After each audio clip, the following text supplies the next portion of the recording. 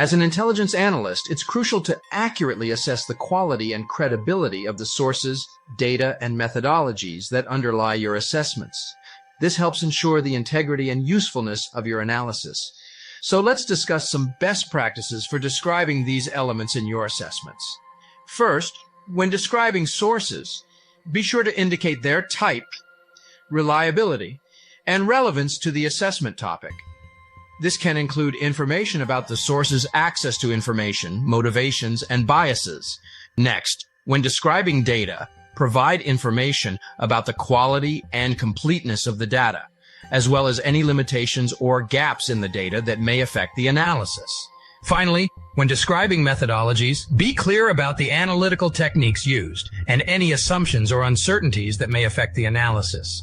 By accurately describing the quality and credibility of your sources, data, and methodologies, you can enhance the credibility and usefulness of your assessments. This practice makes you a better thinker, a better writer, and a better intelligence analyst.